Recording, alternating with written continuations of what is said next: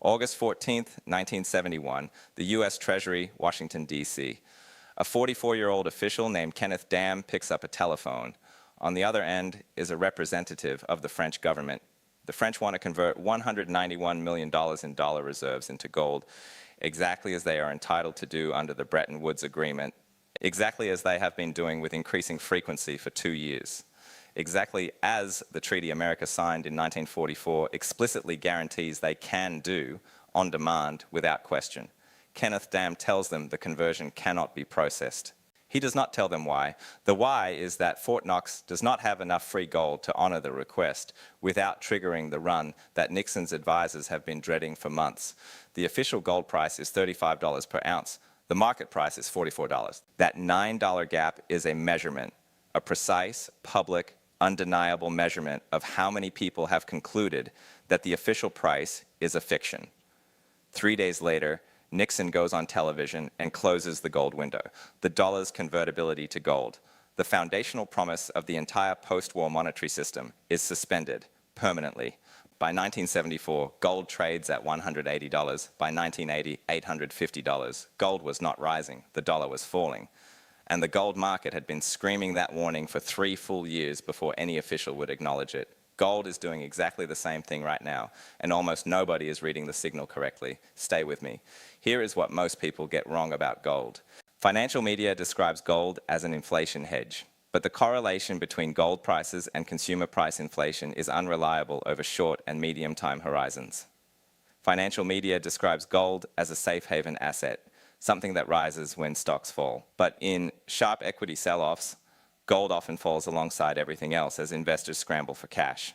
Both descriptions are wrong, or rather, both are incomplete in a way that causes people to misread the most important signal in global finance.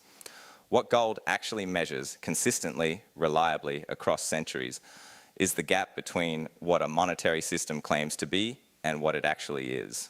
The distance between the official story and the arithmetic underneath it. That distinction is everything. And once you understand it, the last 5 years of gold prices become terrifying. Let me show you exactly how it worked in 1971. In 1968, gold began rising above $35 per ounce in the London market, the unofficial market, where the official Bretton Woods price did not apply. The rise was modest at first, $36, $38, $42. Each increment was the market pricing another degree of skepticism about whether America could maintain the $35 convertibility guarantee it had promised the world in 1944. The skepticism was entirely rational. American deficits from the Vietnam War and Great Society spending programs were producing exactly the dollar oversupply that the Bretton Woods architecture had been designed to prevent. Charles de Gaulle was sending ships full of dollars to New York and demanding gold in return. Not out of hostility, but out of a completely reasonable calculation. Gold was worth more than $35. The guarantee would eventually fail. Better to be early than late. Here is the critical part. The gold market in 1968 to 1971 was not speculative. It was actuarial. The people buying gold above $35 were not gamblers. They were performing the exact same calculation Kenneth Dam performed on his telephone on August 14th, 1971. Except they had reached the conclusion 3 years earlier and positioned themselves accordingly. They knew the vault could not honor the claims against it. The only question was when everyone else would find out. The system did not break suddenly, it broke in stages, and each stage was visible in the price of gold before it was visible in any official statement. Now, here is gold in 2026, and I want you to watch the behavior, not just the price level, because the behavior is the signal. Gold traded at approximately $1,800 per ounce through most of 2022. It broke decisively above $2,000 in late 2023, above $2,500 in mid-2024, above $3,000 in early 2025. The trajectory is not gradual. It is accelerating. Every level that analysts have described as a ceiling has been broken within months. The standard explanations do not hold. The first explanation is inflation. But inflation has fallen significantly from its 2022 peak. If gold were primarily an inflation hedge, it should be consolidating or declining as inflation moves toward target. It is doing the opposite. The second explanation is geopolitical uncertainty, wars in Ukraine and the Middle East. But geopolitical tension has been continuously elevated since 2022. while gold's sharpest acceleration began before the current conflicts reached their present intensity. The timing doesn't fit. The complete explanation, the one that makes the 1971 parallel precise rather than merely suggestive, is that gold is measuring a specific gap. The gap between the dollar's continued claim to global reserve currency status and the fiscal reality underneath that claim. The dollar claims to be the world's foundational safe asset, the instrument central banks hold because it is safer than any alternative. That claim rests on an implicit promise that the United States will maintain the fiscal discipline required to keep the dollar's purchasing power stable over time. That promise is the modern equivalent of Bretton Woods convertibility. It is not written into any treaty. It is simply the assumption the entire global system operates on. And here is the critical part. Federal debt has crossed $36 trillion, growing at approximately $2 trillion annually. Interest payments now exceed $1 trillion per year, more than the entire defense budget. This is not a fiscal position consistent with the implicit promise that backs reserve currency status. The gap between the official story and the arithmetic is measurable. In late 2024, Moody's stripped America of its last remaining AAA credit rating. That was the Kenneth Dam phone call. It was the moment an official institution acknowledged that the promise cannot be honored on the terms it was originally made. Not a prediction, a measurement. The formal acknowledgement of a gap the market had already been pricing for years. Gold breaking $3,000 is the London market trading above $35 in 1970. It is not the crisis. It is the pricing of the crisis that is coming. Now here is the evidence that separates a system break from an ordinary gold bull market, and why the distinction determines how fast this happens. Central banks have been net buyers of gold for 5 consecutive years at record levels.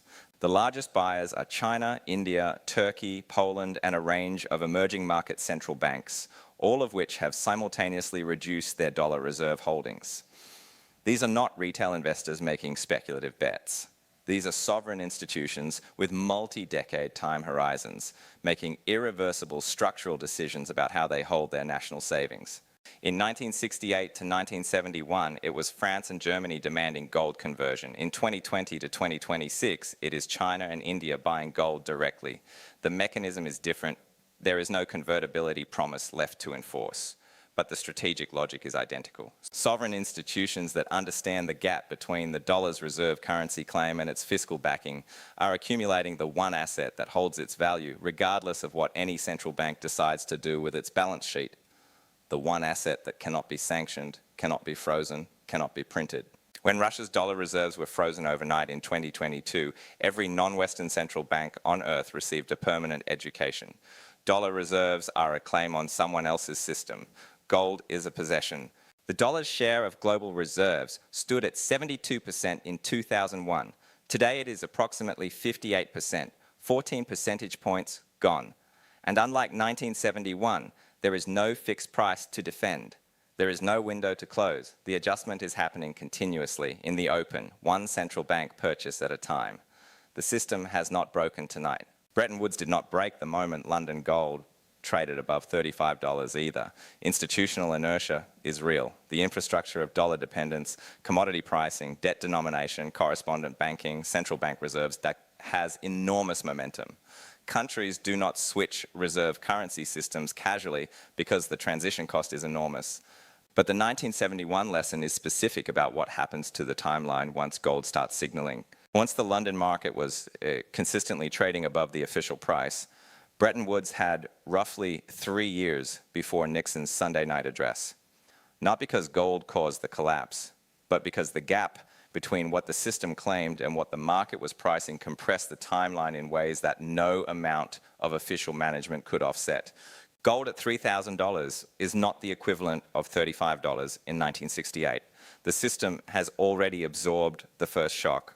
Gold at $3,000 is the equivalent of gold at $42 in late 1970 chaos. The phase where the market's pricing has moved decisively past the official story, where institutional holders are quietly repositioning, and where the only remaining question is not whether the system breaks, but when.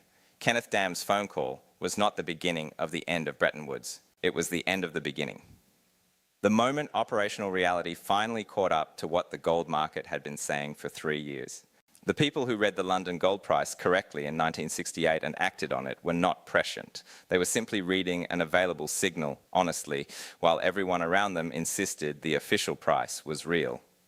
Gold is at record levels and accelerating. Central banks are buying it in unprecedented quantities. Moody's has formally measured the fiscal gap. The dollar's reserve share is declining every year.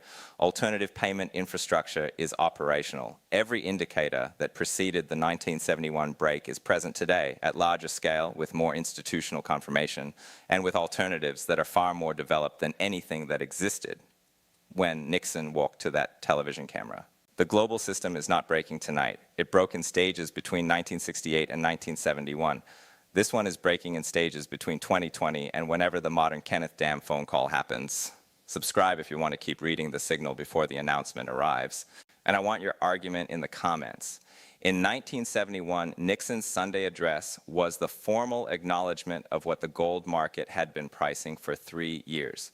What is the modern equivalent?